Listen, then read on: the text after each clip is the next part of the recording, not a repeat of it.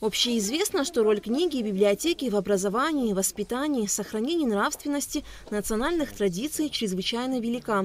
Во всем мире библиотеки являются первым прибежищем для пользователей информации, доступным для всех слоев населения. Независимо от того, насколько вы заняты, вы должны найти время для чтения или сдаться собственному невежеству. Это слова великого китайского мыслителя, философа Конфуция. И, конечно же, не согласиться с ним нельзя. В фонде читального зала Национальной библиотеки более 60 тысяч книг. За неделю зал посещают от 150 до 200 читателей. 29 марта 1921 года в городе Сухум открылась Центральная народная библиотека, ставшая первым государственным библиотечным учреждением Абхазии. Впоследствии название библиотеки менялось много раз. С 1981 года Национальной библиотеке было присвоено имя народного писателя Абхазии Ивана Папаскер. На сегодняшний день в библиотеке 378 тысяч книг, немало и периодических изданий, газет, журналов. Самые раритетные книги 1700 года издания. Ежегодно фонд библиотеки пополняется новыми книгами. Мы получаем в дар от наших коллег из России очень хорошие, интересные книги по разным направлениям знания. Вот недавно мы получили в дар 2227 единиц книг, благодаря бывшего председателя правительства Российской Федерации Степашина. Отечественные издания мы получаем из Абхаз госиздательства. Есть постановление Кабинета министров.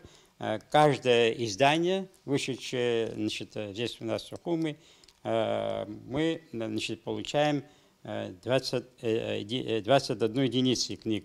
И впоследствии мы потом передаем районным газетам. Всего в библиотеке 9 отделов. Читальный зал, отдел краеведения, абонемента, периодики, иностранный, книжная палата и другие. Если говорить о посетителях, то на первом месте студенты, затем школьники и ученые-аспиранты.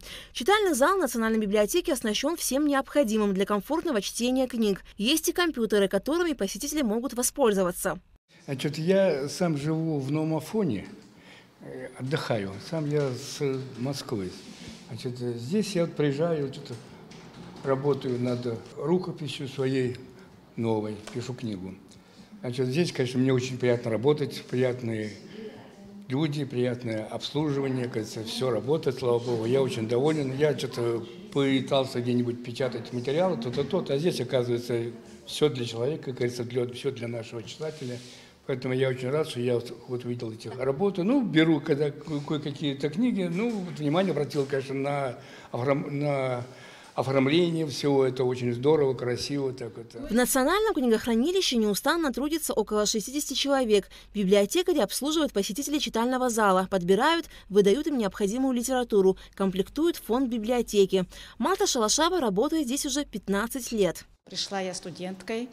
Не было такого, чтобы я, конечно, думала, что приду в библиотеку, там точно буду работать. Просто как надо было отработать дипломное, пришла и полюбила, конечно, эту и коллектив, и работу, и все, и пришлось, и осталась. Я уже насколько привыкла, что я уже другую работу, наверное, не представляю себе.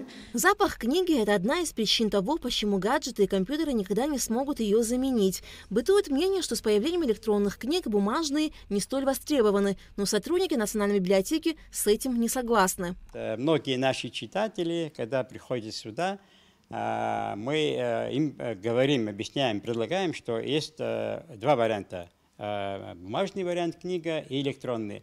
Они категорически говорят, мы не хотим электронный вариант, хотим только книгу. Это отрадно, это лучше. Но когда нет, конечно, книги, можно предоставить электронный, но когда есть возможность получить саму книгу, знакомиться, читать, это лучше. Я уже, как говорил, больше человек на долгое время и больше широкой информации может себе запомнить благодаря этой книге. Книга – неиссякаемый источник знаний. Ее роль в жизни человека сложно переоценить. В век высоких технологий эта роль увеличивается в сотни раз. Каждый должен понять, что книга в руке гораздо лучше гаджета при всей его востребованности. Алька Трапшра, Мукамки, Абхазское телевидение.